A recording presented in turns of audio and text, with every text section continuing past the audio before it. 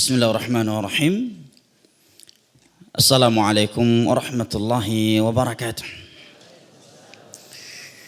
Alhamdulillah wassalatu wassalamu ala Rasulillah wa ala alihi wa sahbihi wa sallama tasliman katsira, amma ba'd.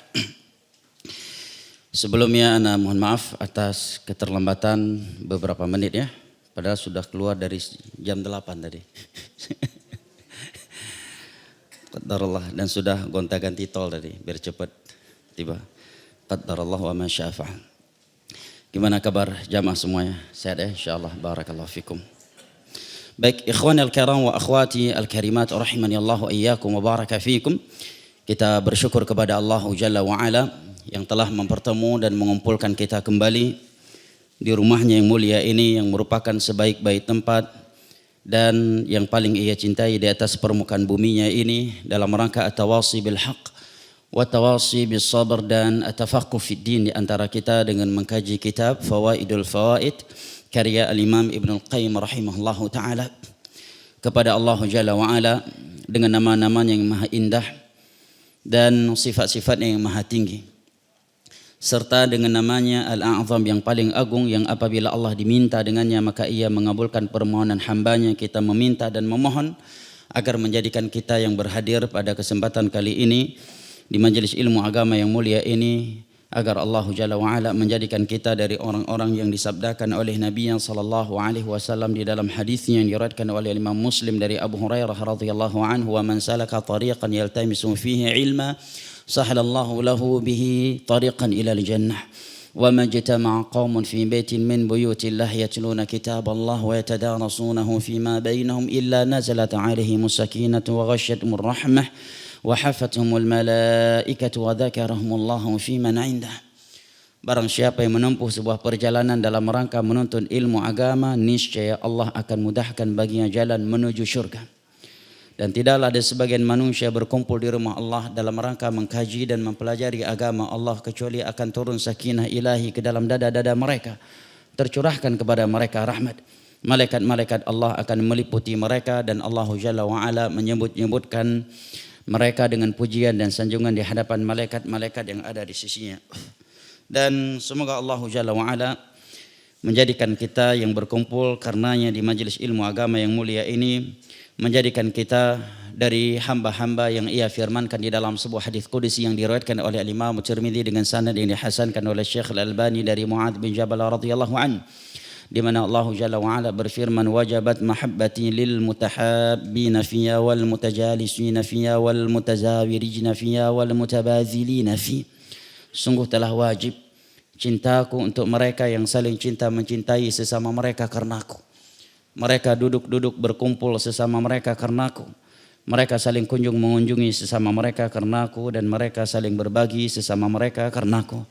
Dan tentunya tiada tempat yang lebih baik, yang lebih sempurna dan lebih dicintai oleh Allah Jalla wa'ala untuk kita saling temu, saling sapa di antara kita, dan at-tawasi bil haq wa tawasi bis sabr di dalamnya selain daripada rumah Allah Jalla wa'ala.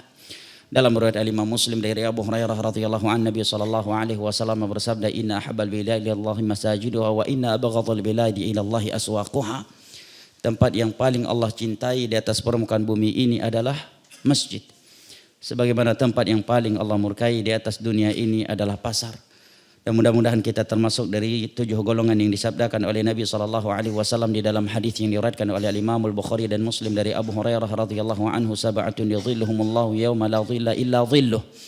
Ada beberapa golongan yang kelak akan dinaungi oleh Allah Jalla wa Ala di bawah naungannya pada hari kiamat, pada hari yang tiada naungan kecuali hanya naungannya. Di antara mereka adalah rajulun qalbuhu mu'allaqun bil masajid, adalah orang-orang yang hatinya terikat dengan masjid. Jamaah yang dimuliakan Allah, berikut ini kata Imam Ibnu Qayyim rahimahullahu taala. Apa judul bab kajian kita hari ini? Biar yang duduk yang paling depan dulu kita tanya. Biasanya yang paling depan udah paling siap untuk ditanya. Hah? Apa nama judulnya? Meyakini dikabulkan. Ahsan, barakallahu fik. Kata Imam Ibnu Qayyim rahimahullahu taala, yaqinu istijabati du'a. Meyakini akan dikabulkannya doa kita oleh Allah Jalla wa Ala. Kata beliau, asasu kulli khairin an ta'lam anna ma syaa Allah kan wa ma lam yasha lam yakun. asas seluruh kebaikan adalah engkau mengetahui, menyadari, meyakini bahwa apa yang Allah kehendaki pasti terjadi. Tentunya al-iradah al-kauniyah. Dan apa yang tidak Allah kehendaki tidak akan pernah terjadi. فَتَيَقَّنَ حِينَئِذٍ أَنَّ الْحَسَنَاتِ مِنْ نِعَمِهِ فَتَشْكُرَهُ عَلَيْهَا. Maka dengan keyakinan ini engkau akan yakin bahwasanya yang namanya kebaikan adalah dari nikmat-nikmat Allah Jalla wa'ala, maka engkau pun mensyukurinya atas nikmat-nikmatnya tersebut. Wa tatadharra'a ilaihi alla yaqta'aha ank. Engkau pun akan merengek-rengek meminta kepadanya untuk tidak memutuskan nikmat-nikmatnya tersebut darimu. Wa anna sayyi'at min khizlanihi wa uqubatihi. Dan ketahuilah olehmu sesungguhnya dosa maksiat itu merupakan penghinaan dan uqubah yang Allah berikan. Ya. Namun amat disayangkan justru sebagian orang merasa bangga dengan maksiat yang telah ia lakukan. Bahkan dia membanggakan dirinya atas orang-orang yang tidak mampu melakukannya. Lebih buruk lagi adalah mereka yang merasa menjadi lebih mulia karena maksiat-maksiat yang ia lakukan dan tidak mampu dilakukan oleh orang lain. Dia tidak sadar bahwa maksiat adalah tanda Allah menghinakan seorang hamba. Dan tanda Allah Jalla wa'ala telah memberikan uqubah azab kepadanya. Fatabtahila ilaihi alla yahula bainaka wa bainaha. Maka engkau akan memohon kepada Allah Jalla wa'ala agar Allah menghalangi engkau untuk bermaksiat kepadanya. Seorang muslim dan muslimah yang mengetahui bahwa maksiat adalah penghinaan dan sumber malapetaka dari Allah, dia akan memohon dan meminta kepada Allah agar Allah menghalanginya untuk melakukan kejelekan-kejelekan tersebut. Bukan justru berangan-angan memiliki kesempatan untuk melakukannya. Maka di antara doa Nabi kita sallallahu alaihi wasallam yang ma'ruf adalah Allahumma inni as'aluka fi'lal khairat wa tarkal munkarat. Ya Allah, aku meminta kepadamu perbuatan kebaikan. Dan aku memohon kepadamu agar aku mampu meninggalkan kemungkaran. Kemudian kata Al-Imam Ibn Qayyim rahimahullahu ta'ala, wala yakilaka fi fi'lil hasanat wa tarkis sayyiat ila nafsik.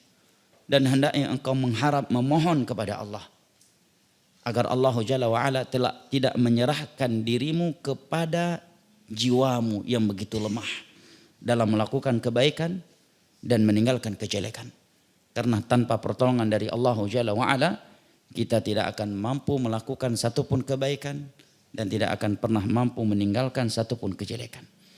Oleh karenanya di antara doa Nabi SAW yang beliau ajarkan kepada kita dan agar kita mengucapkannya di pagi hari dan sore hari adalah Allahumma la takilni ila nafsi tarfata ain. Ya Allah, jangan engkau serahkan diriku kepada jiwaku, kepada diriku sendiri. Tarfata ain. Meskipun sekejap mata memandang. Oleh karenanya kata para ulama, tanda seseorang sudah berada di puncak kehancuran adalah tatkala hatinya tidak lagi bergantungan dengan Allah. Tatkala dia telah bergantungan dengan dirinya. Karena kadar kekuatan dan kelemahan seseorang itu bergantungan kepada siapa dia bergantungan. Makanya ada hadis Nabi SAW yang berbunyi, man ta'allaqa bi syai'in wukila ilaih. Barang siapa yang bergantungan, yang hatinya terikat dengan sesuatu, maka dia akan diserahkan kepada sesuatu itu. Kalau hatinya bergantungan dan terikat dengan Allah, berarti dirinya telah bergantungan kepada yang maha kuasa. Kepada Rabbul Alamin, kepada zat yang innama amruhu idza arada syai'an an yaqula lahu kun fayakun. Kepada zat yang Rabbul Alamin. Nah, yang wa ma tasyauna illa ay yasha Allahu Rabbul Alamin. Tetapi apabila hatinya bergantungan dengan dirinya karena dia melihat dirinya memiliki power, memiliki kekayaan, memiliki jabatan, memiliki kerajaan dan segala-galanya dari perkara dunia ini sehingga tidak pernah dia terbesit memohon meminta pertolongan kepada Allah dalam melakukan kebaikan dan meninggalkan kejelekan, maka dia akan hancur. Nah, coba lihat Fir'aun. Kapan dia dihancurkan sehancur-hancurnya oleh Allah? Setelah mengatakan dirinya ana rabbukumul a'la. Nah, setelah dirinya mengatakan ana rabbukumul a'la. Terkadang orang-orang yang seperti itu memang jamaah yang dimuliakan Allah, Allah undur, Allah tangguhkan kematiannya. Dan Nabi SAW juga bersabda, wa inna Allah la yumli lidh-dhalim fa idza akhadhahu lam yuflit. Hadis riwayat Al-Imam Al-Bukhari. Allah memang mengundur, menangguhkan kematian orang-orang yang melakukan kezaliman. Sehingga ketika Allah Jalla wa Ala mengambilnya, dia tidak sempat lari.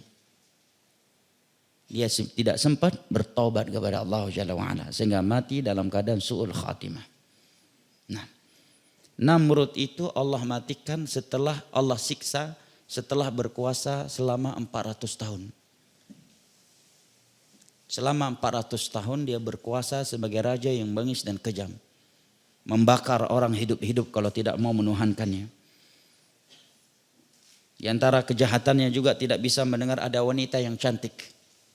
Kalau dia mengetahui ada seorang wanita yang cantik dan dia punya suami, maka suaminya dibunuh dulu. Kemudian dia mengambil wanita tersebut secara paksa. Nah, dan punya algojo yang keliling ke sana kemari mencari wanita-wanita cantik. Dan diambil paksa. Bahkan dia pernah mencoba untuk memperkosa Nabi Allah Jalla wa Ala yang merupakan wanita tercantik di atas permukaan bumi saat itu.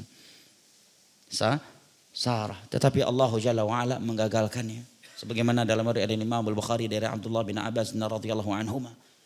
Begitu dia ingin menyentuh Sarah, qabadallahu yadah.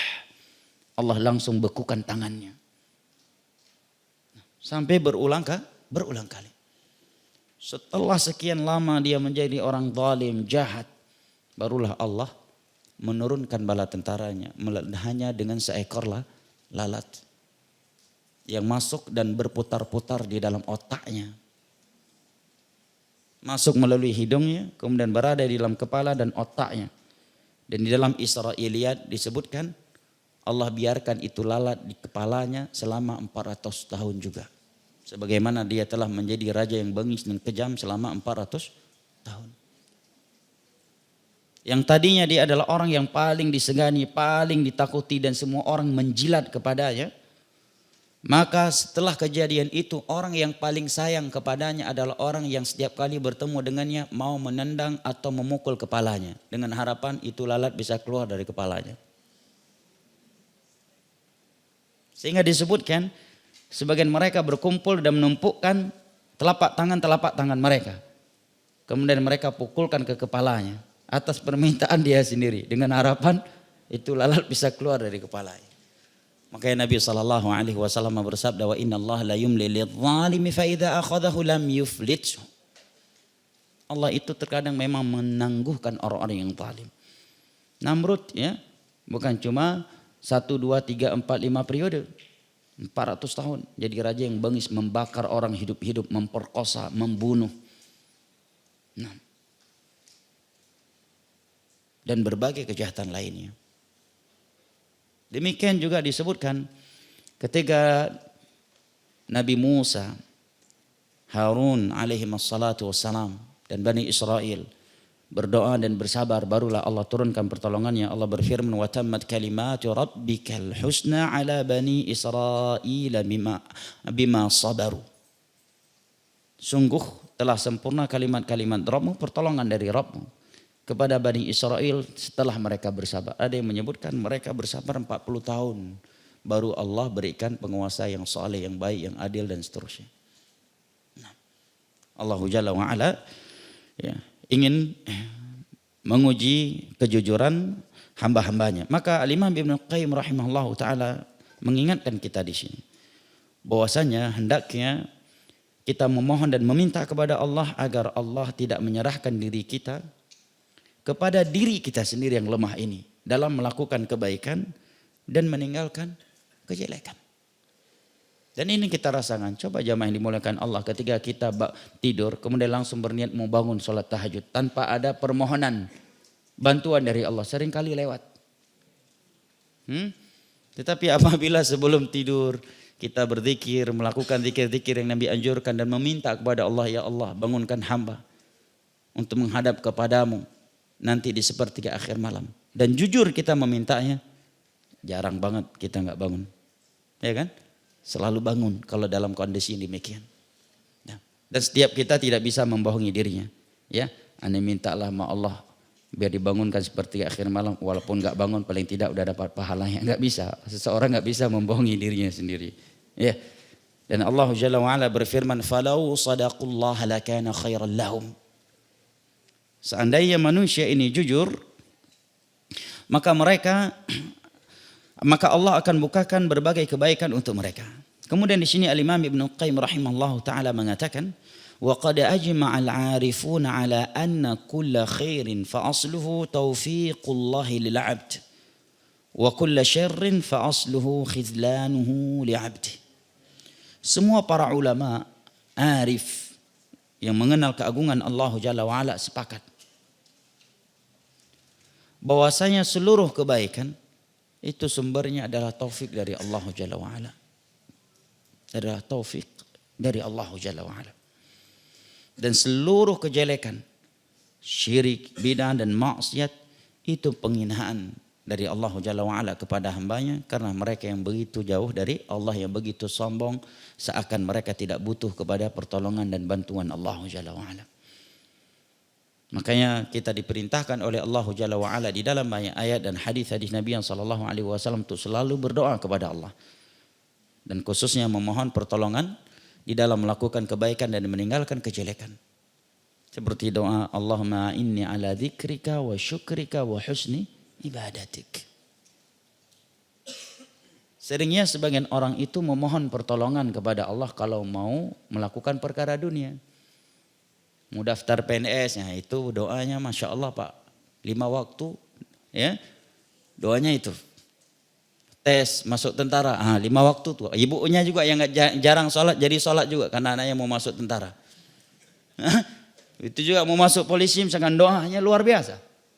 Ya, mau daftar jadi di fakultas kedokteran, itu doanya udah sebulan Pak. Bapaknya nggak pernah sholat jamaah langsung sholat jamaah menjelang anaknya mau masuk kedokteran.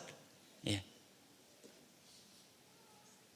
Tapi dalam perkara akhirat jarang ada yang berpikir kita juga tidak mampu sholat kalau Allah tidak membantu kita. Jarang ada orang yang berpikir bahwa kita nggak akan mampu berzikir kalau Allah tidak membantu kita. Kita tidak mampu sholat tahajud kalau Allah tidak menolong kita. Maka untuk melakukan itu semuanya kita harus memohon pertolongan kepada Allah Jalla wa'ala. Inilah rahasianya kenapa Allah berfirman Iyyaka na'budu wa iyyaka nasta'in. Hanya kepada engkaulah kami beribadah dan hanya kepada engkaulah kami memohon pertolongan. Kenapa permohonan pertolongan kepada Allah sebutkan secara khusus? Padahal memohonkan pertolongan kepada Allah itu adalah ibadah. Sudah masuk dalam keumuman firman-Nya Iyyaka na'budu. Hanya kepada engkaulah kami memohon beribadah. Dan memohon pertolongan kepada Allah sudah masuk dalam keumuman beribadah. Tetapi Allah sebutkan lagi secara khusus karena ada makna dan tujuan khusus di situ. Karena di dalam sastra Arab itu dipahami sebuah kaidah zikrul khas ba'dal umum yufidu ahamiyatah. Menyebutkan sesuatu secara khusus setelah masuknya dia ke dalam kalimat umum yang disebutkan sebelumnya, ini menunjukkan adanya kekhususan. Misalkan nih saya katakan datang ke rumah saya jamaah Masjid Raya Cipinang kan? Bersama Pak RT-nya. Dan Pak RT pada udah masuk ke dalam kalimat jamaah Masjid Cipinang. Saya sebutkan lagi secara khusus. Atau salah satu dari nama jamaah. Padahal namanya ini sudah masuk dalam keumuman kalimat jamaah masjid. Ini menunjukkan ada pengkhususan. Nah, apa pengkhususannya? Apa hikmahnya? Kata para ulama, hikmahnya adalah kita tidak mampu beribadah. Allah ingin menerangkan kepada kita bahwa kita tidak akan pernah mampu melakukan ibadah tanpa pertolongan dari Allah. Maka untuk bisa beribadah kepada Allah, jangan pernah lupa memohon pertolongan kepadanya. Maka Syekhul Islam Ibnu Taimiyah rahimahullahu taala mengatakan ta'ammaltu al-ad'iyata fil Quran. fawajadtu anfa'aha wa ahwajal 'abd ilaiha fi qawli ta'ala iyyaka na'budu wa iyyaka nasta'in. Atau kama qala. Aku telah mentadabburi, mencermati, memperhatikan seluruh doa-doa yang ada di dalam Al-Quran. Maka doa yang paling bermanfaat dan paling dibutuhkan oleh seorang hamba itu aku dapatkan pada firman Allah iyyaka na'budu wa iyyaka nasta'in, yaitu talabul aun ala ibadatillah, memohon pertolongan untuk beribadah kepada Allah Jalla wa'ala. Nih kita akan melakukan salat zuhur. Tanpa pertolongan dari Allah kita tidak akan mampu melakukan salat zuhur. Dan karena kita mengira saya lebih sehat daripada bapak itu yang mungkin cacat, yang itu mungkin tua. Insya Allah pasti saya bisa sanggup balik lagi. Enggak, tanpa pertolongan dari Allah enggak mungkin jemaah. Dan realitanya kita lihat kok. Betapa banyak orang yang Masya Allah kalau goes Pak dari Bali sampai ke Aceh sanggup. Betul, entah apa yang dia cari. Ya sebagian orang kan gitu ya. Karena banyaknya waktu, apalagi alasan semenjak pensiun ya, sebagian orang alasan begitu. Padahal kalau memang banyak waktu masuk aja tahfiz Al-Quran. Mondok aja. Habis pensiun kalau bingung mau ngapain ya. Sanggup Pak. Lari berkilo-kilo, jogging berkilo-kilo. Ya. Senam seharian ya Bu ya. Tapi tahajud gak sanggup bangun. Tapi ada kakek-kakek tua, nenek-nenek tua yang badannya sudah membungkuk. Fisiknya udah lemah tetapi tidak pernah bangun kurang dari 1 sampai 2 jam sebelum azan subuh untuk tahajud. Dan tidak pernah terluput dari salat berjamaah di masjid kecuali karena udzur syar'i. Nah, pertolongan dari Allah karena mereka lebih jujur dengan Allah. Kecintaan terhadap dunia lebih sedikit di dalam hati mereka ketimbang kita yang masih muda. Maka Syekhul Islam mengatakan doa yang paling bermanfaat dan sangat dibutuhkan oleh seorang hamba di dunia ini adalah ini. Memohon pertolongan kepada Allah untuk bisa beribadah kepadanya.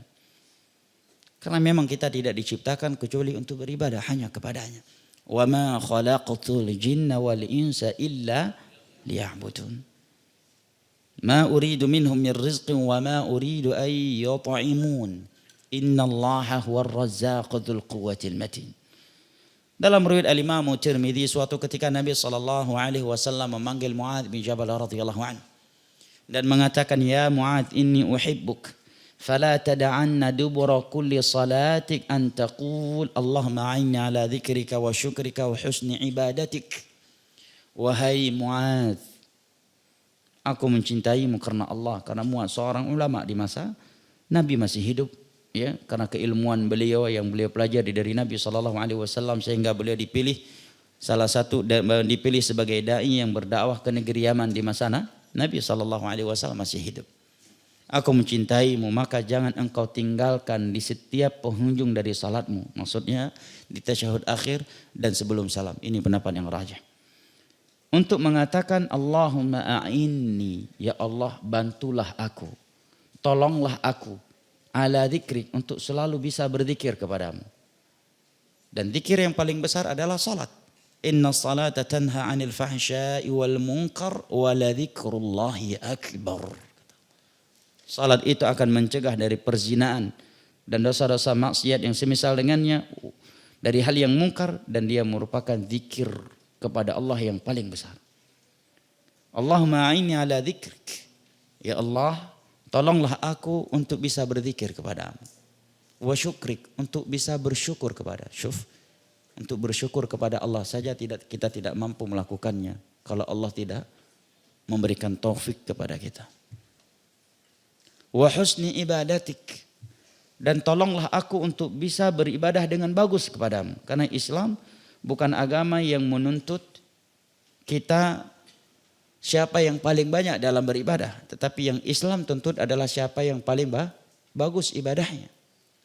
Allah Jalla wa Ala berfirman, Tabarakalladzi biyadihil mulku wa huwa ala kulli syai'in qadir. Alladzi khalaqal mauta wal hayata liyabluwakum ayyukum ahsanu amala. Allah tidak mengatakan ayyukum aktsaru amala, siapa yang paling banyak amalannya. Allah juga tidak mengatakan siapa yang paling lelah dari kalian.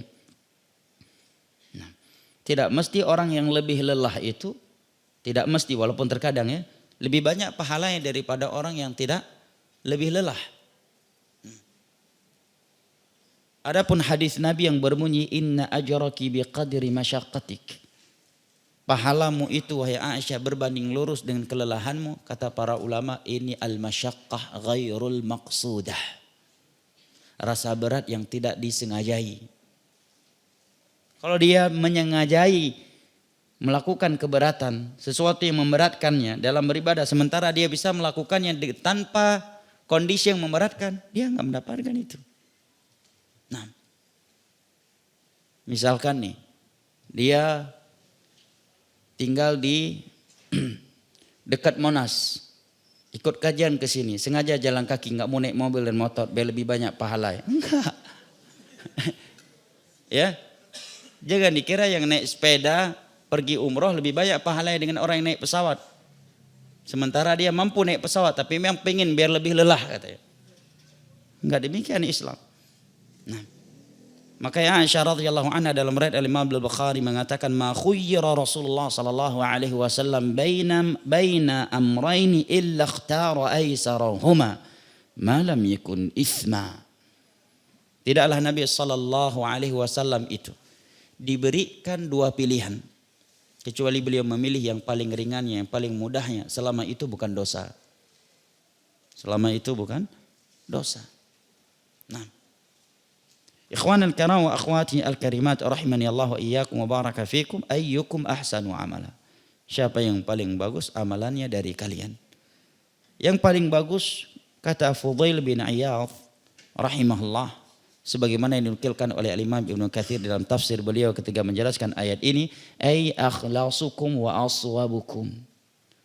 Maksudnya adalah siapa yang paling ikhlas karena Allah dari kalian dan siapa yang paling mencocoki sunnah Nabi sallallahu alaihi wasallam. Ini makna ayyukum ahsanu amala. Nah, kita diperintahkan oleh Nabi sallallahu alaihi wasallam untuk membacakan doa ini. Allahumma a'inni ala dzikrika wa syukrika wa husni ibadatik. Sampai-sampai Nabi menekankan kepada Mu'adz, aku mencintaimu karena Allah, maka jangan engkau tinggalkan doa ini di setiap akhir dari salat. Dan hadis ini juga sekaligus memberikan faedah tentang pertemanan untuk kita. Bahwasanya kalau kita mencintai teman dekat kita, kalau ibu mencintai bestie ibu karena Allah, maka sampaikan kebaikan agama kepadanya. Di sini Nabi mengatakan, wahai Mu'adz, aku mencintaimu karena Allah. Maka beliau perlu mengajarkan zikir yang sangat penting. Kalau kita mencintai teman kita karena Allah Jalla wa'ala, ajarkan dia kebaikan-kebaikan yang akan memasukkan dia ke dalam surga Allah. Dan jauhkan dia dari kejelekan-kejelekan yang dapat menjerumuskannya ke dalam neraka Allah Jalla wa'ala. Karena hanya dengan itu persahabatan dan persaudaraan antara kita akan Allah abadikan hingga hari kiamat ke dalam surganya.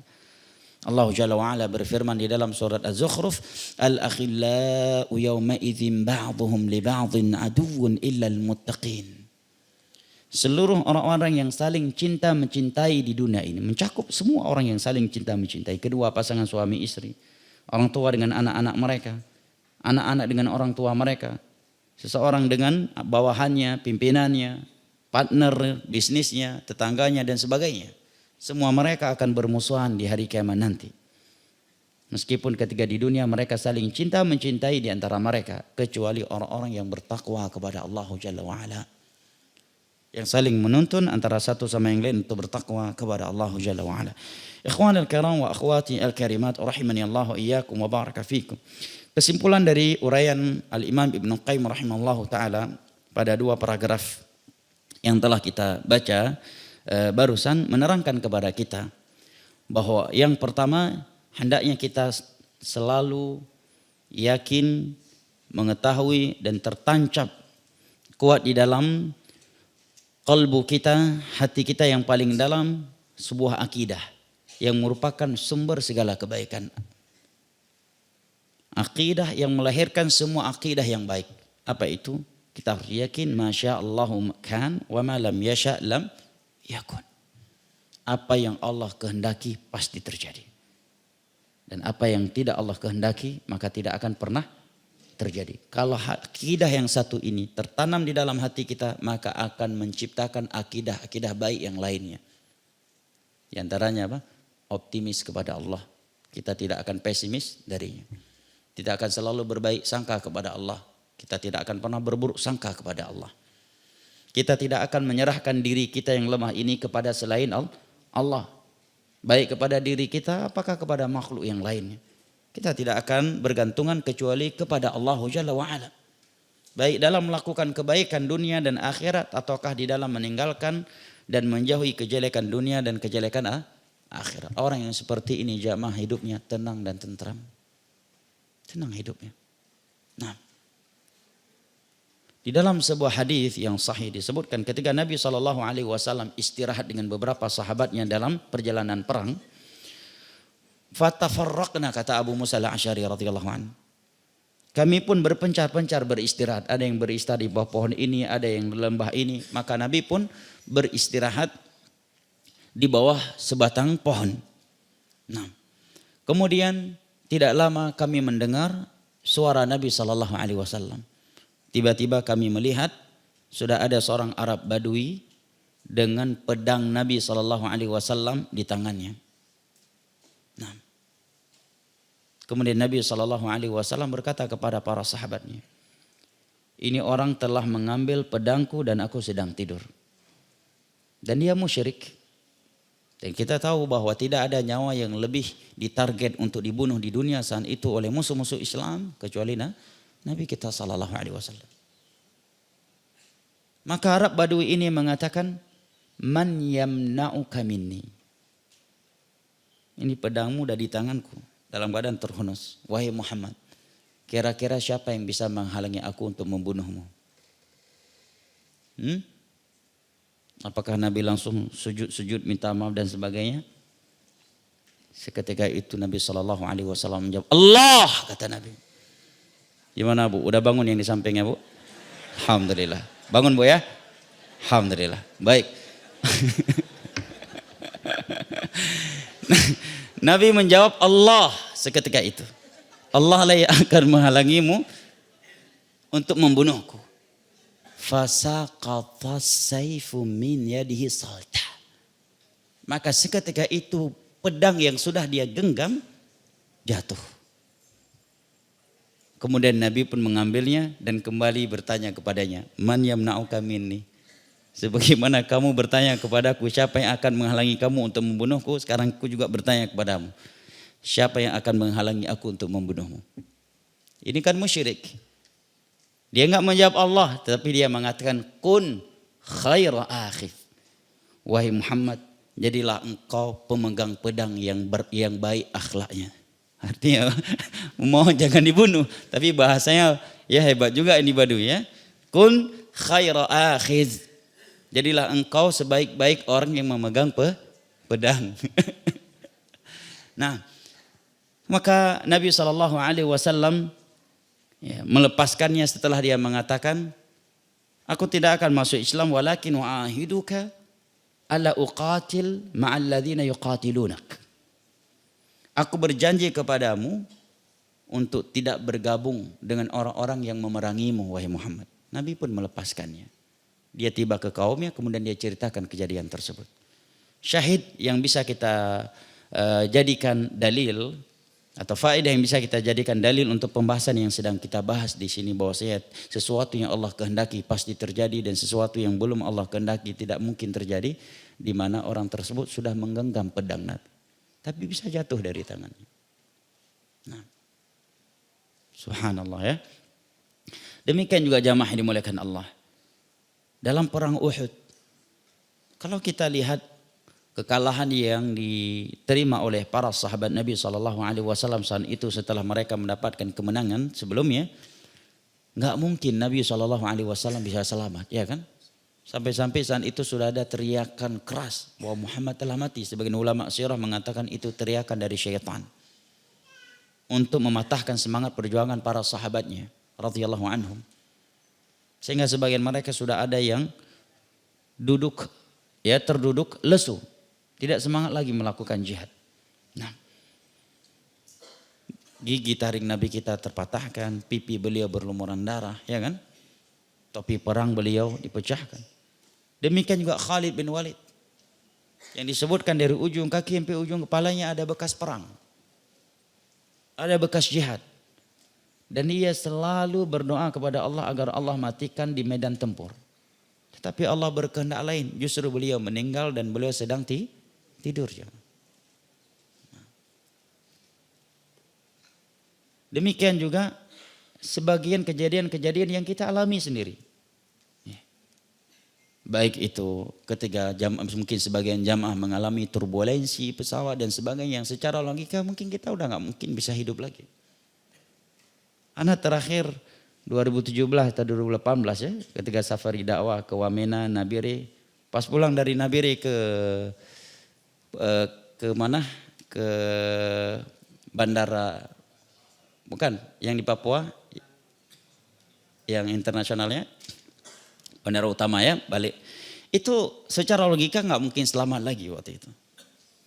Naik pesawat kecil, ya, dari mulai ba'da maghrib sampai menjelang terbang jam 7 pagi itu, ya, hujan, petir, gelap, ya. Kemudian pesawat berulang kali mati mesinnya, ya, sampai admin yang ana bawa, Ustadz, ana siap menemani antum dakwah kemana saja. Yang penting jangan diajak ke Papua lagi. Dan seumur hidup ana naik pesawat belum pernah sengeri itu. Nah, dan penumpangnya nggak sampai 10 orang kalau nggak salah sana itu. Iya, berulang kali mati mesinnya. Dan pesawat yang begitu kecil ATR ya kalau nggak salah ya, seakan rasanya seperti dipegang di tangan robot atau ya monster begitu. Kemudian pesawat kita dipukul ke sana dan kemari, rasanya udah begitu. Ya. Seumur hidup belum pernah mengalami kondisi yang dalam berkendaraan lebih ngeri dari itu. Ya, tapi ya Allah belum, ajal kita belum, bukan di situ mungkin. Kita pun belum mati. Ya. Hidup di Aceh ya puluhan tahun konflik.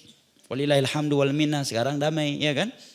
Ya, hampir tiap hari lihat mayat di tengah jalan dibunuh, nggak tahu siapa yang membunuhnya dan sebagainya. Ya, tsunami, alhamdulillah masih selamat. Mungkin juga jamaah demikian. Sebagai jamaah berulang kali mengalami kecelakaan lalu lintas yang secara logika nggak mungkin nggak mati. Tapi Allah belum berkehendak kita mati.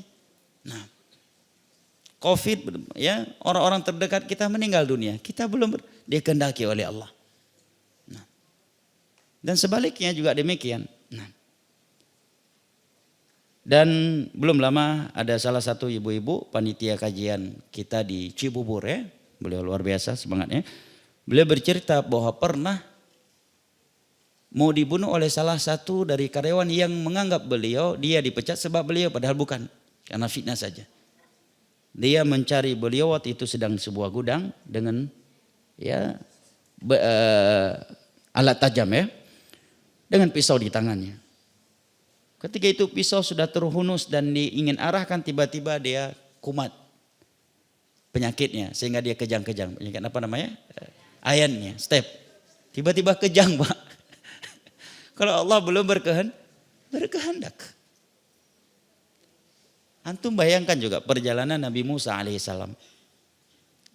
Kalau bukan Allah yang melindunginya, mana mungkin beliau selamat? Karena sudah undang-undang aturan negara, aturan kerajaan Fir'aun, kalau ada Bani Israel melahirkan bayi laki-laki, jemput paksa dan langsung eksekusi. Itu aturan kerajaan Fir'aun semenjak dukun memang jahat, sumber segala kejahatan. Meramalkan bahwa kerajaan dia akan runtuh di tangan laki-laki Bani Israel yang akan lahir. Maka semenjak ramalan tersebut, apabila wanita Bani Israel melahirkan anak bayi langsung dijemput paksa dan dieksekusi, dibunuh. Emang dukun ini menghilangkan kenyamanan dan kedamaian serta menciptakan kegaduhan ya. Ya kayak di Indonesia juga ya kan. Ada yang meramalkan hari kiamat 2012 lewat juga, 2020 udah lewat juga. Nah, tapi bayangkan jemaah. Tapi satu bayi ini kok bisa Fir'aun membiarkannya hidup. Di saat ya, ibu menteri dalam negeri mengatakan ini jangan kamu bunuh. Bisa jadi dia bermanfaat dan kita angkat menjadi anak angkat. Jadi jamaah, laki-laki perkasa itu yang takut istri, Pak. Fir'aun gimana kejamnya? Ya, bengisnya. Ada pemimpin di dunia, kalau dia nggak bertauhid, yang nggak takut kepada tukang sihir, nggak ada. Mau presiden, mau jenderal dan sebagainya, kalau dia nggak punya tauhid rata-rata takut sama tukang sihir. Betul? Beda sama Fir'aun kan? Begitu tukang sihirnya pindah haluan ke Musa, malah dia yang mengancam tukang sihir. La usallibannakum fi judhu'in nakhli wa la ta'lamunna ayyuna asyaddu 'adzaban wa abqa. Aku akan penggal kalian, aku akan salib kalian dan aku akan gantung kalian di pohon-pohon kurma. Tukang sihir diancam sama Fir'aun. Kalau pemimpin sekarang mah tukang sihir, dukun dikumpulkan untuk menguatkan ya kerajaannya. Ya, takut sama dukun. Militer pun takut sama dukun. Betul. Kalau ada dukun di suatu kampung melakukan berbagai kejahatan, nggak ada yang berani nyentuh. Kecuali militer yang bertauhid, dia punya akidah yang kuat. Ya. Kalau dia nggak sholat, ya nggak akidah, rata-rata penakut terhadap dukun dan tukang sihir. Ya, mau perang aja datang dulu ke dukunnya, minta pelindung. Tapi beda sama Fir'aun. Tapi sama istri, sami'na wa ata'na 86. Siap, Ibu Menteri, sami'na wa ata'na. Tanpa ada wa kenapana. Ya kan? Begitu istrinya bilang, ini anak jangan kau bunuh. Kita jadikan anak angkat kita. Fir'aun langsung sami'na wa ata'na. Oke, kalau antum adalah suami-suami yang takut istri, berarti antum suami-suami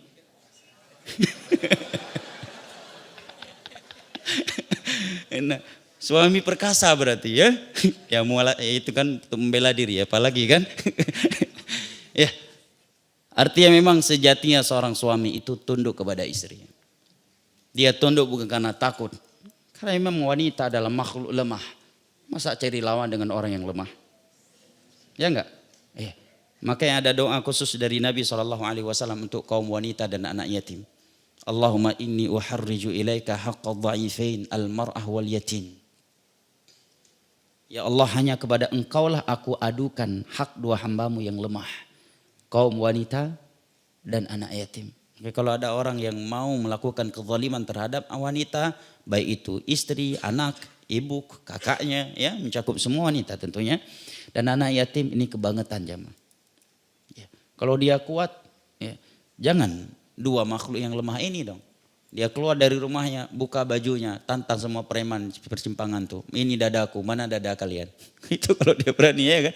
Ini yang jadi lawan istri. Ya, capek-capek belajar karate, ya lawan karatenya istri. Hati-hati dengan doa Nabi ini jamaah. Tapi sejatinya seorang laki-laki yang perkasa, yang kuat, kejam dan bengis sekalipun di luar rumah. Normalnya dia tunduk kepada istrinya. Ini kita bicara normal secara manusiawi ya. Adapun secara agama tentunya ya ada bimbingan di dalam agama kita. Selama tidak menjerumuskan kita ke dalam maksiat kepada Allah, tidak menjauhkan kita dari Allah, maka itu tidak mengapa. Tetapi tatkala perintah yang diberikan oleh istri dapat menjerumuskan kita ke dalam maksiat kepada Allah, maka jangankan wanita, yang lain pun yang lebih kuat darinya tidak boleh kita taati. Allah mengatakan la ta'ata li makhluqin fi ma'siyatil khaliq. Tidak boleh taat kepada seorang makhluk kalau kita harus bermaksiat kepada al-khaliq. Alhasil jamaah, Fir'aun menerimanya, merawatnya lagi, membesarkannya di dalam istananya. Justru ini anak menjadi nabi dan inilah anak yang diramal oleh para dukun sebelumnya. Makanya di dalam surah An-Naml kan Allah ceritakan Fir'aun menghujat Musa. Kamu bertentangan denganku setelah sekian kebaikan yang aku berikan kepadamu. Ya. Diberikan makan, dibesarkan, dirawat, hidup dalam istana. Rupanya inilah orang yang menjadi musuh utamanya Fir'aun.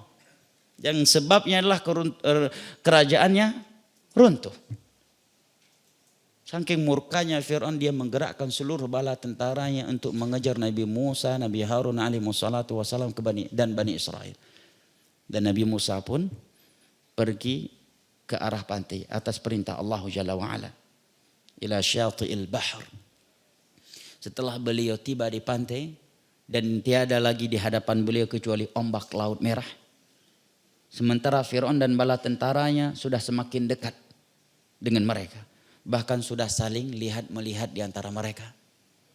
Maka sebagian Bani Israel yang lupa dengan Allah, kekuatan Allah, lupa dengan akidah Masya Allahu kana wa ma lam yasha' lam yakun. Apa yang Allah kehendaki pasti terjadi dan apa yang tidak Allah kehendaki tidak akan pernah terjadi. Sebagian mereka lupa dengan akidah ini. Sehingga Allah sebutkan di dalam surat Asy-Syu'ara, "Falamma tara al-jam'ani qala ashabu Musa inna lamudrakun." Ketika mereka sudah saling lihat melihat, gimana kondisi saat itu ya? Tentunya sangat ya, menakutkan. Kita di tepi pantai, ya anggaplah lagi menunggu jemputan kapal selam. Seandainya ya ada yang berjanji ya. Kalau ini kan nggak ada janji akan dibawa kemana. Setelah itu baru datang perintah kan. Kalau kita anggaplah ya berada di pantai menunggu jemputan dari kapal selam atau kapal perang. Sementara bala tentara musuh sudah semakin dekat. Saking dekatnya udah bisa saling lihat melihat. Nah, maka sebagian Bani Israel yang menyerahkan bergantungan kepada kecerdasan, ke logika mereka dan lupa kepada akidah tadi, Masya Allah kana wa ma lam yasha' lam yakun. Mereka mengatakan inna lamudrakun. Wahai Musa, kita udah pasti ketangkap. Ya, udah deh nggak usah janji ini janjiin itu. Kita udah pasti ketangkap. Mau lari kemana lagi? Di depan udah ombak laut merah. Mau atret, nggak perlu atret. Memang Fir'aun semakin dekat. Mau lari kemana lagi? Mereka lupa dengan akidah ini. Masya Allah kana wa ma lam yasha' lam yakun. Sementara Nabi Musa alaihi salam, beliau sangat yakin dengan akidah ini. Masya Allah kan wa ma lam yasha' lam yakun. Apa yang Allah kehendaki pasti terjadi. Dan apa yang belum Allah kehendaki tidak akan pernah terjadi. Begitu beliau mendengar sebagian Bani Israel berkata demikian, kita pasti akan ketangkap. Maka seketika itu beliau mengatakan, kalla inna ma'iya rabbi sayahdin, kata Nabi Musa. Ya. Bangun yang Bu ya, alhamdulillah ya. Baik, kalla sekali-kali tidak, sesungguhnya bersamaku ada Rabbku. Lihat. Bahasa yang keluar dari orang yang memiliki akidah ini kan. Maka Imam Ibn Qayyim tadi katakan bahwa akidah ini asas kulli khair, asas seluruh kebaikan. Semua akidah yang baik, yang bagus keluarnya dari akidah ini, yang satu ini. Sekali-kali tidak, bersamaku ada Rabbku. Fa innahu sayahdin. Dia akan memberikan petunjuk. Artinya beliau akan menunggu wahyu. Perintah apa lagi? Perintah untuk membawa Bani Israel ke tepi pantai sudah beliau laksanakan. Tanpa ada pertanyaan, ya Allah kenapa ke tepi pantai? Bukankah ini aksi bunuh diri? Tidak. Begitu beliau sudah sampai di tepi pantai, sementara Fir'aun dan bala tentara yang sudah semakin dekat, dan sebagian pengikut beliau sudah mengatakan kita pasti ketangkap, beliau mengatakan tidak. Karena yang memerintahkan aku ke sini adalah Allah. Kita tunggu petunjuk dari Allah. Maka turunlah perintah untuk memukulkan tongkat beliau yang kecil ke dalam air. Secara logika, kalau kita semuanya dengan logika, mungkin Musa akan bertanya kepada Allah, ya Allah, tongkat, jangankan air laut, air di ember aja nggak terbelah kalau dipukul dengan tongkat kecil, ya kan? Tetapi beliau yakin bahwa Allah Ar-Rahman Ar-Rahim Al-Hakim Al-Alim ala kulli syai'in qadir. Maka dengan nama-namanya yang maha indah dan sifat-sifat yang maha tinggi tersebut, Allah tidak mungkin memberikan perintah yang konyol. Perintah Allah pasti baik, sebagaimana larangan Allah itu pasti buruk terhadap dunia dan agama kita. Makanya Allah larang sesuatu yang Allah larang. Maka seketika itu Musa tanpa banyak tanya langsung memukulkan tongkatnya. Fanfalaq, sehingga laut pun terbelah kataudil azim, seperti gunung yang sangat besar. Atau ya seperti ya ombak yang begitu besar terbelah menjadi dua. Musa dan Bani Israel pun masuk. Fir'aun dan bala tentaranya yang menyerahkan segala urusan kepada kekuatan yang mereka miliki, mereka menganggap Musa dan kawan-kawan aja yang lemah bisa masuk ke laut, apalagi kita yang lebih kuat dari mereka. Karena Fir'aun itu kata para ulama, dia tidak hanya memiliki kekuatan pada kerajaan, tapi dia juga memiliki kekuatan fisik. Ya. Disebutkan dalam Israiliyat juga bahwa Fir'aun nggak pernah sakit seumur hidupnya. Badannya tinggi besar. Nah, semua orang takut kepadanya. Jadi melihat Musa yang lemah aja bisa masuk. Masa kita dengan bala tentara kita nggak berani masuk? Dia lupa bahwa Nabi Musa masuk ke dalam ombak yang sudah terbelah itu karena perintah sang pencipta ombak itu.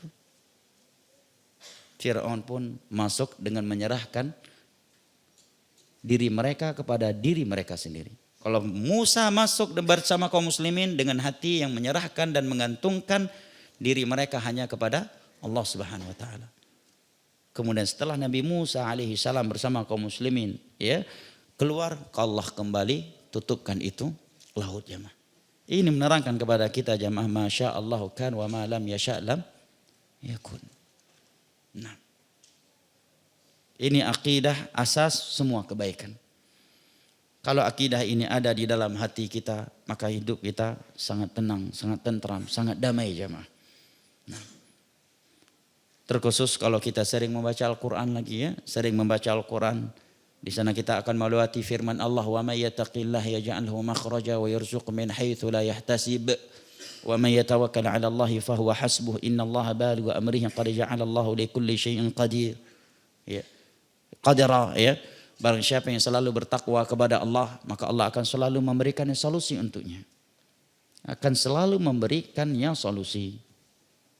Walaupun secara hitung-hitungan manusia, bagaimana mungkin kamu dapat suami wajah yang cantik itu aja kamu tutup. Kan gak ada yang tahu kamu cantik. Gimana kamu bisa dapat jodoh? Sebagian wanita saking lemahnya iman dia, hanya dengan ucapan yang seperti itu langsung gak jadi tutup auratnya.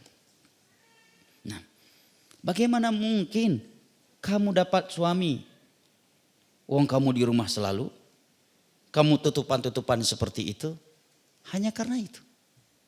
Sebagian mereka langsung membuka auratnya, memamerkan lagi auratnya di media sosial. Nah, demikian juga ketika dia ini meninggalkan riba, bagaimana kamu akan menjadi pengusaha hebat kalau kamu nggak main dengan riba? Tetapi seorang muslim yang yakin dengan berita Nabi, ma min ahadin ta'amala birriba illa kana akhiru amrihi qillah, akan meninggalkannya.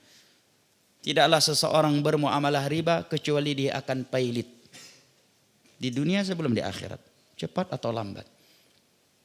Pailit itu nggak mesti usaha kita anjlok, bisa jadi Allah menciptakan penyakit di tubuh kita yang membuat seluruh aset kita harus kita jual untuk berobat. Nah, atau dengan berbagai ujian yang lainnya. Muslim yang yakin dengan akidah ini, dia dengan mudah meninggalkannya. Dengan mudah dia menjalankan perintah Allah, ya, dan dengan mudah dia akan meninggalkan larangan-larangan Allah Jalla wa'ala. Karena dia yakin, saya yakin-yakinnya bahwa Allah Jalla wa'ala yang telah memberikan perintah yang dia laksanakan dan memberikan larangan yang telah ia tinggalkan akan ya membantunya, menolongnya dan tidak akan menyia-nyiakannya. Ikhwanal karam wa akhwati al-kariman, maka Imam bin Qayyim mengatakan wa ajma'u anna at-tawfiqa alla yakilaka Allah ila nafsik wa anna al-khidlan huwa ay yukhliya bainaka wa baina nafsik wa ajma'u, kata beliau, dan mereka sepakat, ini para ulama arifin billah, orang-orang yang mengetahui akan keagungan Allah, bahwasanya merupakan taufik dari Allah adalah tatkala Allah tidak menyerahkan dirimu kepada dirimu sendiri, dan bahwasanya kehinaan sebesar-besarnya kehinaan adalah tatkala Allah serahkan dirimu kepada dirimu sendiri. Nah, hati-hati jamaah, apabila setiap kali kita ingin melakukan sesuatu atau ingin meninggalkan sesuatu, kita tidak pernah berpikir untuk meminta pertolongan kepada Allah. Ini tanda berarti Allah sedang menghinakan kita. Dan bersyukurlah kepada Allah apabila kita ini punya sifat dikit-dikit datang ke Allah. Dikit-dikit minta sama Allah. Dikit-dikit merengek-rengek kepada Allah. Ini tanda taufik dari Allah Jalla wa'ala. Inilah yang menunjukkan kemahamuliaannya Allah. Dalam maksiat saja Allah perintahkan kita lari kepada Allah. Kalau kamu bermaksiat, ingin tobat, larilah kepada Allah. Fafirru ilallah.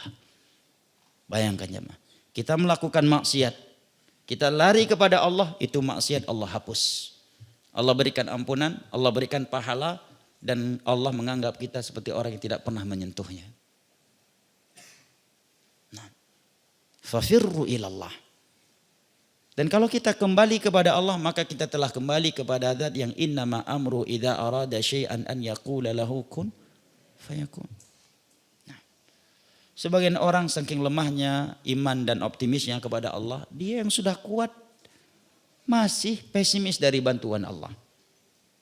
Bagaimana masa depan ekonomi saya, anak-anak saya, dan padahal ketika ia masih sebagai janin di dalam perutnya, Allah nggak biarkan dia mati kelaparan. Allah kirimkan gizi untuknya melalui ari-ari yang ada di dalam perut ibunya. Masa ketika sudah keluar ke bumi, sudah dewasa, memiliki fisik yang kuat, memiliki pikiran yang kuat, dia tidak lebih bisa mencari rezeki yang telah Allah tentukan untuk dirinya ketimbang ketika dia masih sebagai janin di dalam perut ibunya. Ikhwanan karam wa akhwati al-karimat. Kemudian kata Imam Ibn Qayyim, fa idza kana kullu khairin fa asluhu taufiq wa huwa bi yadillahi la bi yadil abd fa miftahu du'a wal iftiqar wa sidqul laja wal raghbatu rahbatu ilaih. Apabila engkau telah meyakini bahwasanya sumber segala kebaikan adalah taufik dari Allah, karena dan taufik dari Allah Jalla wa Ala itu kuncinya adalah doa. Untuk mendapatkan taufik dari Allah, kuncinya adalah doa, kata Imam Ibn Qayyim. Wal iftiqar, engkau memperlihatkan dirimu butuh kepada Allah. Kalau kepada sebagian manusia terkadang kita meminta, tetapi meminta dengan tidak memperlihatkan diri kita sebagai orang yang butuh kepadanya, ya kan? Kalau kepada Allah harus sebaliknya aja, mah. Kalau kepada orang lain mungkin kita akan berkata pinjam duit dong, kalau mau minjem boleh, kalau enggak juga enggak apa-apa. Saking gengsinya sebagian orang ya, gengsi gede-gedean, udah minjam duit pakai cara gengsi lagi. Minjem dong 100 biar silaturahmi tidak putus, kalau mau dikasih sih, kalau enggak juga enggak apa-apa katanya. Ma Allah jangan begitu. Ya, perlihatkan diri kita ini sedang butuh, benar-benar hina, pasrah di hadapannya. Nah, hina dan pasrah, at-tadhallul. Dan Allah Jalla wa Ala telah mengatakan antumul fuqara'u ila Allah wallahu wal ghaniyul hamid. Kalian semua butuh kepada Allah, fakir kepada Allah. Dan Allah Maha Kaya, lagi Maha Mulia. Ikhwan al-karam wa akhwati al-kariman, wa sidqul laja. Engkau harus benar-benar jujur ketika menghadap kepada Allah. Nah, jangan datangnya hanya ketika butuh. Begitu dapat, bahkan mungkin sebagian orang sedang di dalam doanya sudah berniat untuk mengkhianati Allah yang sedang dia minta. Dia meminta sesuatu, di waktu yang sama sudah ada rencana di hatinya untuk menggunakan nikmat tersebut untuk bermaksiat kepada Allah. Menunjukkan ketidakjujuran dia di dalam menghadap kepada Allah. Padahal kalau kita jujur, Allah telah mengatakan, "Falau sadaqullah lakana khairan lahum." Seandainya mereka jujur dengan Allah, maka itu lebih baik untuk mereka. Semua pintu-pintu kebaikan akan terbuka untuk kita. Ikhwan al-karam wa akhwati al-kariman, war-raghbatu war-rahbatu ilaih. Engkau harus benar-benar memperlihatkan cintamu kepada Allah, rasa takut dan pengagunganmu kepadanya. فمتى أعطى العبد هذا المفتاح قد أراد أن يفتح له ومتى أضله عن المفتاح بقي باب الخير مرتجى دونه. Kata Imam Ibn Qayyim, apabila Allah telah memberikan kunci ini kepada seorang hamba, apa itu? Doa, mau berdoa. Berarti Allah ingin membukakan seluruh pintu kebaikan untuknya. Kenapa demikian jamaah? Karena yang pertama, doa itu sendiri adalah ibadah kan? Nabi mengatakan ad-du'a huwal ibadah. Dan yang namanya ibadah menghapuskan dosa, mengangkatkan derajat dan mendatangkan kebaikan dunia dan kebaikan akhirat. Ini yang pertama. Yang kedua, Nabi mengatakan tidaklah seorang muslim berdoa illa yu'ta ihda thalath. Tidak ada seorang muslim berdoa kecuali dia pasti diberikan satu dari tiga hal. Yang pertama ayyustajabulah. Ayyustajabalah. Allah kabulkan apa yang dia minta itu. Kalau tidak maka Allah akan gantikan dengan Allah selamatkan dia dari sebuah kejelekan yang tak kalah pentingnya. Kalaupun tidak ayat dakhirahu ila yaumil qiyamah. Allah simpan tuh permintaan kemudian Allah berikan di hari kiamat. Dan pemberian Allah di hari kiamat lebih penting dan lebih bermanfaat. Bahkan lebih kita butuhkan. Mungkin Allah tahu kalau Allah berikan kekayaan untuk kita di dunia, mungkin kita lebih buruk daripada Fir'aun jemaah. Ya, iya. Ini orang kalau dapat kekayaan, jangankan nggak punya penghasilan 1 M per bulan, punya penghasilan 1.500.000 per bulan aja, ya, udah sering jatuh zina, ya, dijadikan untuk main judi slot, apalagi dapat 1 M. Ya. Allah Maha tahu jemaah. Demikian juga mungkin sebagian orang kita yang belum mendapatkan nikmat yang dia inginkan. Berbaik sangkalah kepada Allah. Ya. Berbaik sangka yang pertama pasti akan Allah kabulkan. Kalaupun tidak Allah gantikan dengan Allah selamatkan kita dari kejelekan besar yang tak kalah pentingnya. Atau Allah simpan itu yang kita minta. Kemudian Allah berikan di hari kiamat. Yang belum punya anak keturunan sampai saat ini jangan pesimis. Tetap minta sama Allah. Nah, Nabi Zakaria itu enggak pesimis, padahal seluruh dokter dunia udah memvonis beliau dan istrinya atau istrinya mandul. Tetap aja beliau berdoa sehingga Allah kabulkan. Kemudian Allah perbaiki istrinya dan beliau pun memiliki anak yang namanya langsung Allah yang berikan. Siapa namanya?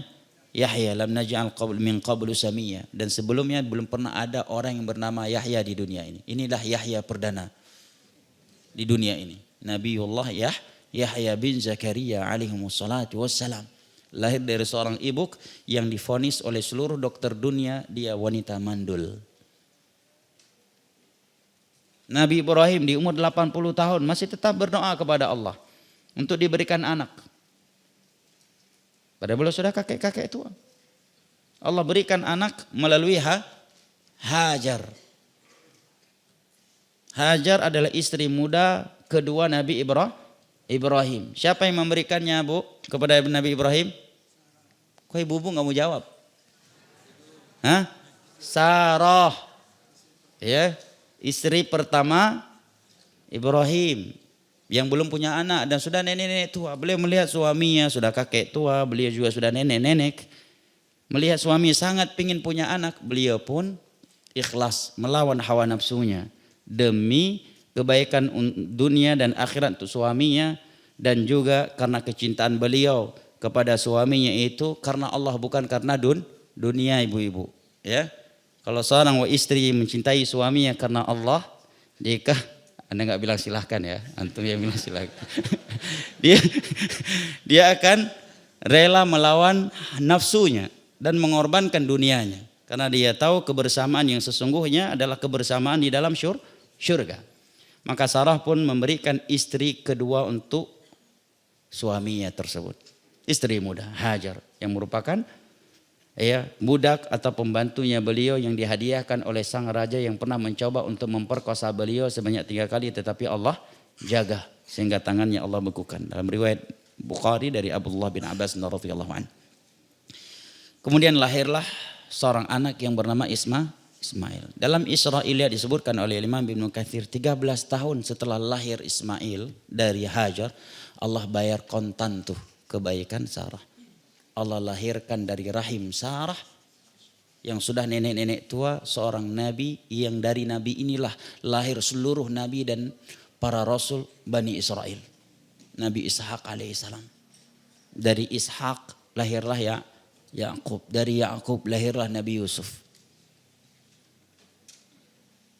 Dan semua nabi dan rasul yang Allah utus kepada Bani Israel, baik sebagian mereka namanya disebutkan dalam Al-Quran dan sebagian yang lainnya disebutkan, tidak disebutkan.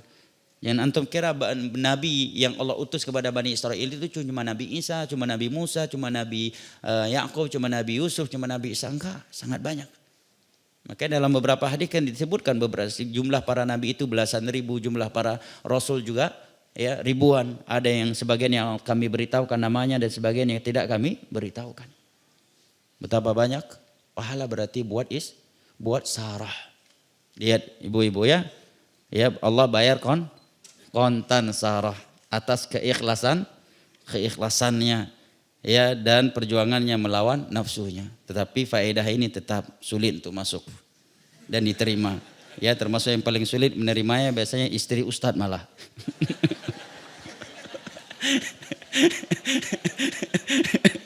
Ya, istri bukan ustadz malah lebih mudah menerima faedah ini. Baik, jamaah yang dimuliakan Allah. 6, sampai mana tadi? Hah? Bukan. Faedah apa tadi? Kita kok bisa lari ke sini? Bahwa doa adalah kunci segala kebaikan. Maka jangan pernah ya remehkan doa. Kenapa? Karena doa itu sendiri ibadah. Anggaplah nih, Allah nggak kabulkan kita permintaan kita.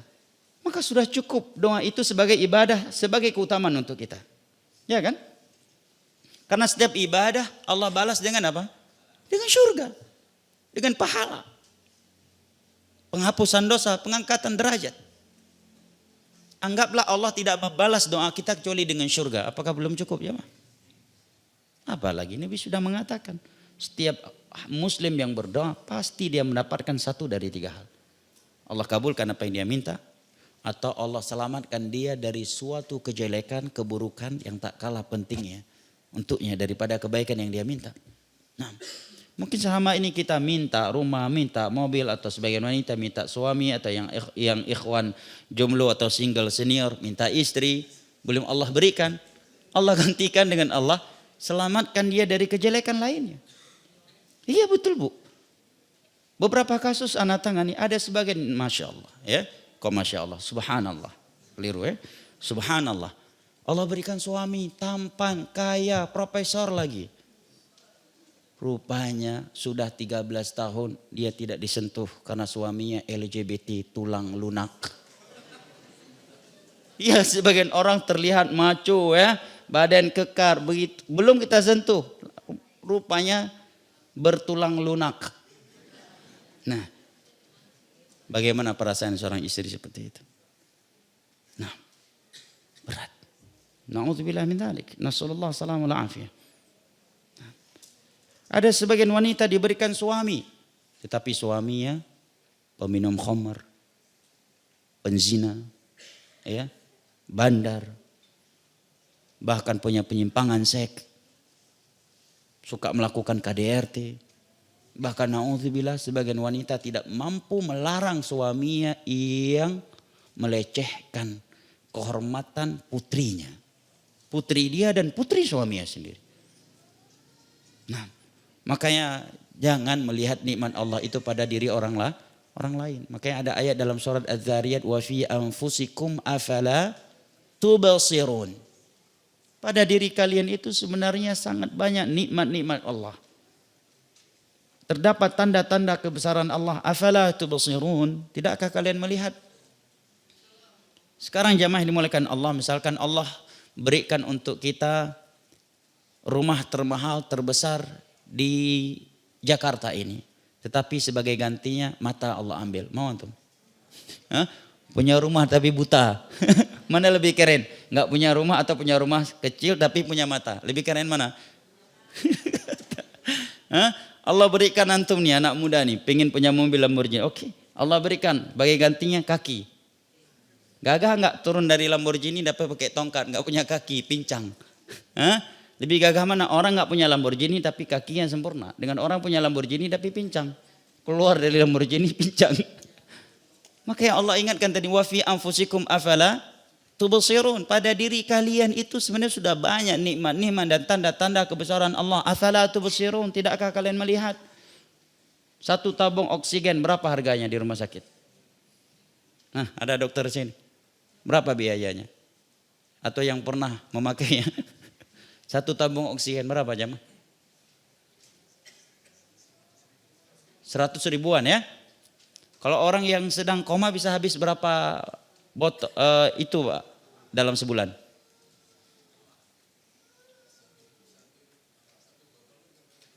Dua hari 1 botol. Nah kita dari semenjak lahir jamaah memakai oksigen dari Allah. Bayangkan kalau Allah minta bayar. Hah? Monas harus kita jual untuk bisa membayar ya, belum cukup. Betul nggak? Itu baru oksigen. Kalau Allah audit. Kalau Allah minta kita membayar mata yang udah Dia berikan gimana? Makanya Allah katakan wa fi anfusikum afala tubsirun.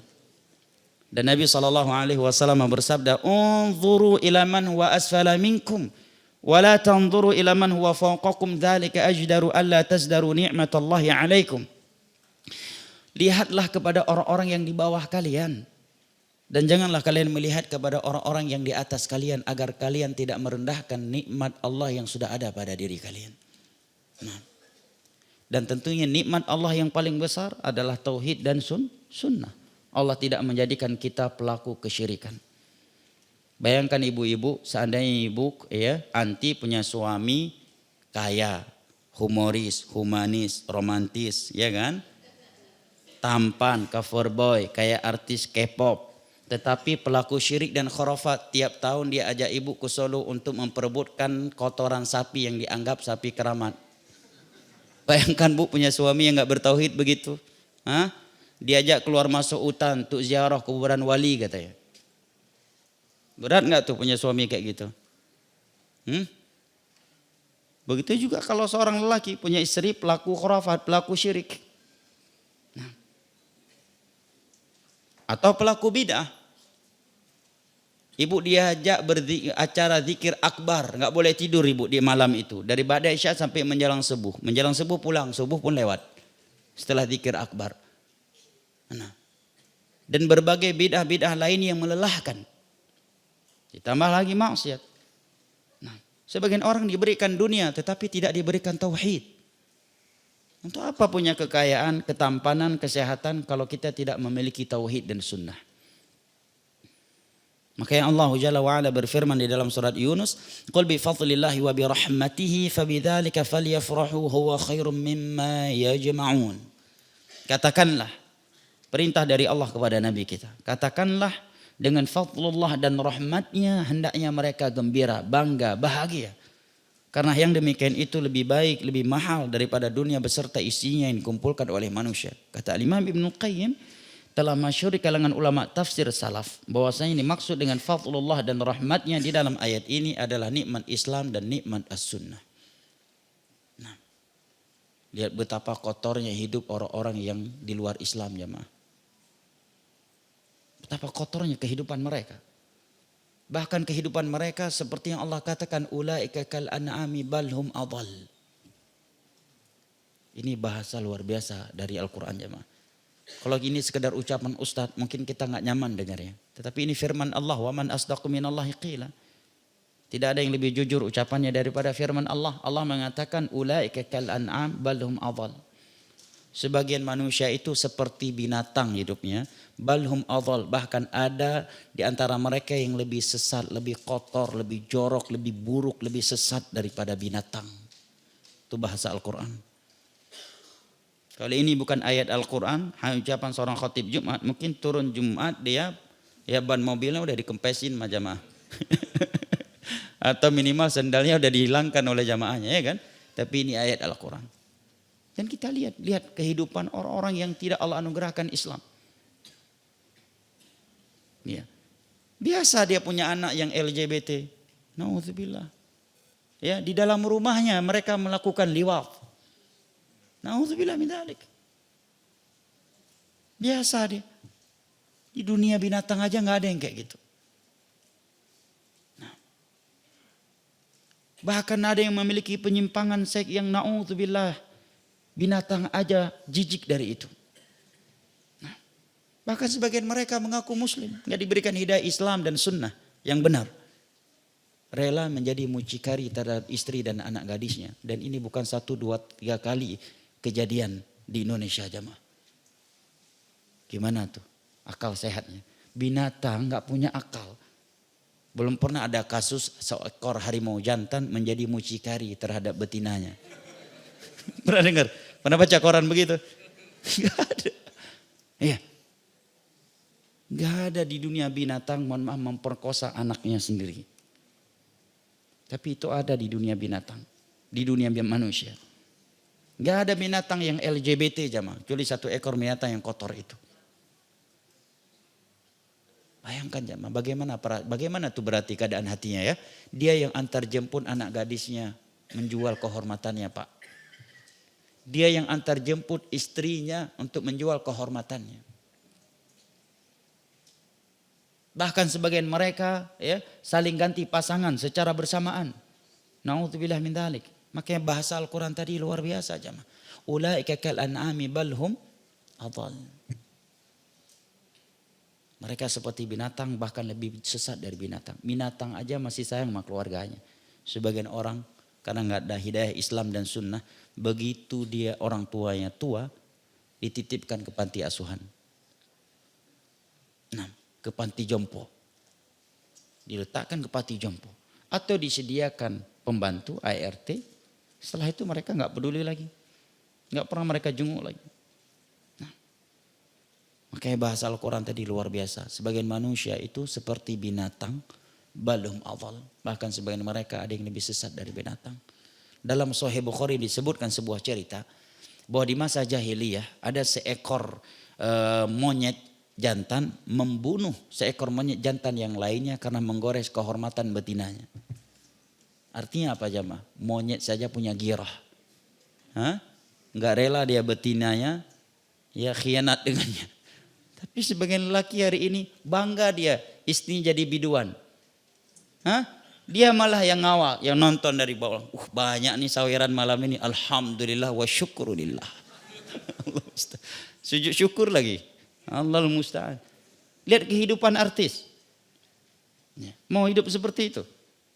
Istrinya cepika-cepiki, ngumbar aurat, dicium-cium oleh kawan yang laki-laki dan bukan mahram. Dia santai-santai aja. Karena dia juga begitu. Gak ada lagi girah.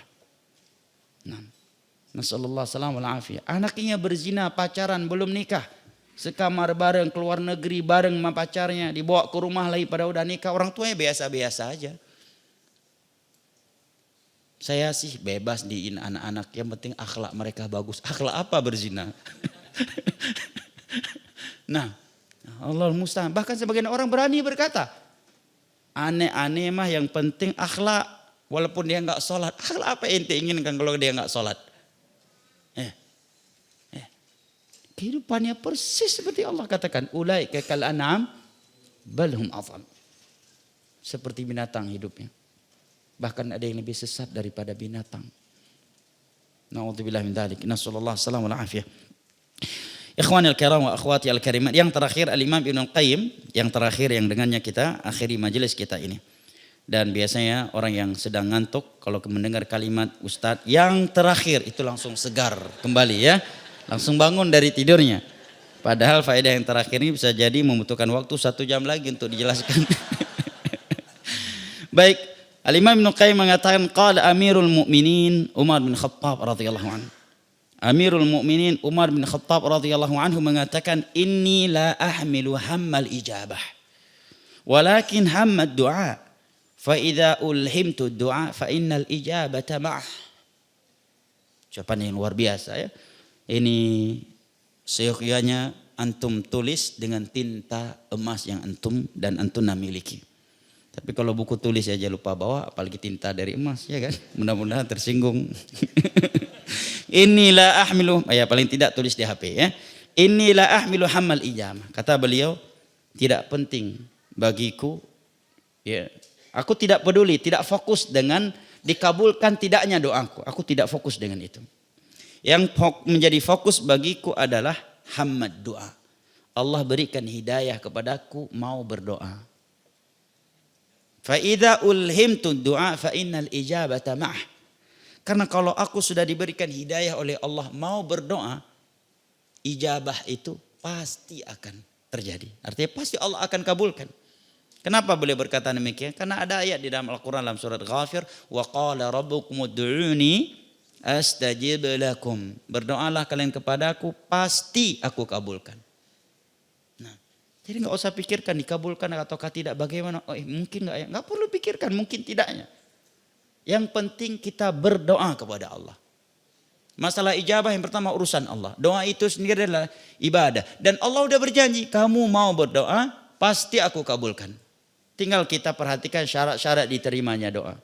Dan sebab-sebab terkabulnya doa. Di dalam Al-Baqarah Allah Jalla wa'ala berfirman, wa idza salaka ibadi anni fa inni qaribun ujibu da'watad da'an falyastajibu li wal yu'minu bi la'allahum yarshudun. Apabila hambaku bertanya kepadamu tentangku, maka aku adalah zat yang maha dekat. Aku akan mengabulkan doa hamba-hambaku yang berdoa. Hendaknya mereka meminta kepadaku untuk dikabulkan doanya. Dan hendaknya mereka yakin, beriman kepada aku, agar mereka mendapatkan petunjuk. Sampai-sampai para sahabat Nabi itu karena diajarkan untuk selalu berdoa dan meminta kepada Allah, tali sendal putus pun mereka meminta sama Allah. Sebelum mereka berikhtiar. Dan ini penting jamaah. Sejak dini kita mendidik anak kita untuk selalu semangat berdoa kepada Allah. Sebagaimana Nabi pernah ini pertanyaan-pertanyaan bulan yang lalu ya, belum terjawab dan anak berjanji untuk dibawa ke bulan ini ya. Nah, baik. Nabi di dalam hadis riwayat Tirmidzi ketika beliau sedang memboncengi Abdullah bin Abbas yang belum balik saat itu, dan Abdullah bin Abbas adalah anak paman beliau. Beliau mengatakan, idza sa'alta fas'alillah wa idza sta'anta fasta'in billah. Wahai anandaku, apabila engkau meminta, mintalah kepada Allah. Artinya jamaah, dari sejak kecil mereka sudah diajarkan untuk semangat berdoa. Enggak ada salahnya ketika anak kita bilang, "Bi, ini udah di liburan. Kita ke Bandung yuk. Kita ke Bogor yuk." Ya. Sebelum kita melakukannya atau melakukan ikhtiar, apa salahnya kita katakan kepada anak, "Nak, jangan lupa nak, berdoa sama Allah agar Allah mudahkan rencana kita ini. Semoga Allah mudahkan rencana kita berlibur ini." Sehingga si anak setiap kali meminta sesuatu, selalu yang terpikirkan olehnya, minta sama Allah, minta sama Allah. Seperti sebagian sahabat, tali sendal yang putus sekalipun mereka mintanya sama Allah. Walaupun tentunya pasti mereka berikhtiar, nggak mungkin kan ya gani berikan uang 1 goni lantas nggak kerja. Ya kan? Jatuh pula uang segoni, uang logam lagi, patah nanti lehernya. Ikhtiar tentunya. Tapi segitunya mereka terikat sama Allah. Segitunya hati mereka bergantungan sama Allah. Sehingga tali sendal putus sekalipun mereka melapor sama Allah. Laporan sama Allah. Curhat sama Allah. Nah, meminta kepada Allah Jalla wa'ala. Ini sejak dini sudah harus kita didik anak kita jamaah. Karena seorang hamba kalau sudah bergantungan sama Allah, dia akan bahagia dunia akhirat. Karena dia telah bergantungan dengan sang pemilik dunia dan akhirat, Rabbul Alamin, yang innama amru idza arada syai'an an yaqula lahu kun fayakun. Baik, ada pertanyaan jamaah, silakan dengan tulisan. Saya bacakan pertanyaan-pertanyaan bulan lalu yang belum terjawab ya. Apakah kalau melunasi hutang anak kita sendiri, apakah pahalanya sama dengan melunasi hutang orang lain? Tidak sama. Lebih besar hutang anak pahalanya. Kalau kita melunasi utang orang lain, kita cuma dapat pahala sedekah atau pahala melunasi utang, pahala sedekah. Tetapi apabila kita melunasi hutang anak kita sendiri, pahala kita 2 kali lipat. Pahala sedekah dan pahala silaturahim. Tapi bahaya juga nih kalau anak ibu yang suka berutang dengar faedah ini bu. Pulang kajian ngutang maneng, hutang lagi dia. Ya, makanya ketika Abu Thalha ingin menyedekahkan, minta kepada Nabi untuk menggunakan kebun beliau di jalan Allah yang paling mahal ya. Kan hadisnya ma'ruf ya dalam Bukhari bahwa Abu Thalha mendengar telah turun kepada Nabi kita ayat Allah dari surat Ali Imran, lan tanalu birra hatta tunfiqu mimma tuhibbun. Kalian tidak merasakan manisnya keimanan sampai kalian mampu menyedekahkan sebagian apa yang kalian cintai dari harta kalian. Maka seketika itu Nabi, Masya Allah. Ketunda lagi berarti yang bulan lalu nih. Baik, maka seketika itu beliau mendatangi Nabi mengatakan, wahai Rasulullah, sesungguhnya aku mendengar Allah telah menurunkan ayat ini kepadamu. Dan hartaku yang paling aku cintai adalah Bayraha. Kebun beliau yang di samping Masjid Nabawi, kebun yang produktif.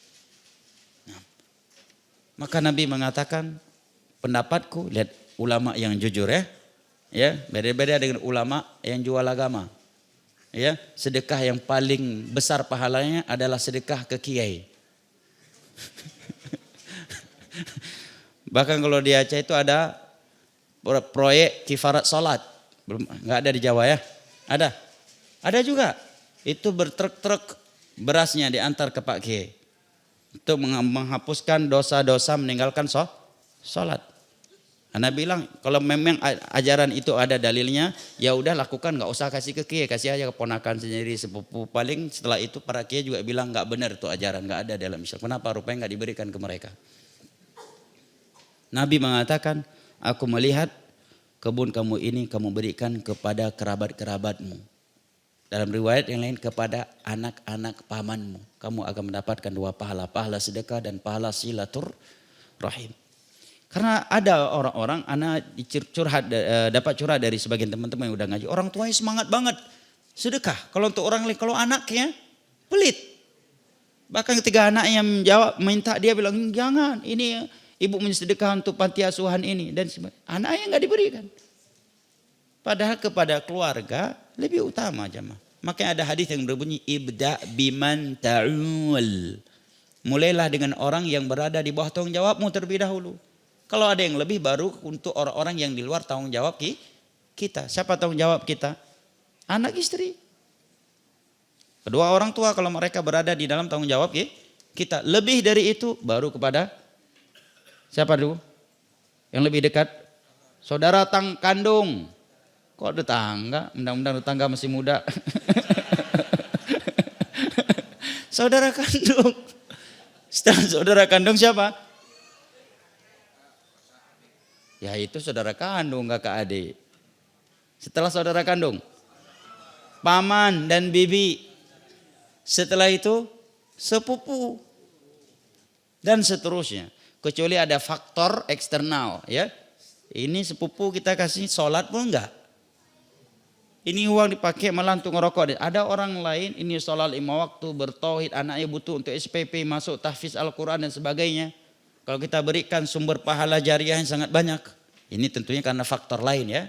Setiap kaidah umum pasti ada pengecualiannya. Barakallahu fiik.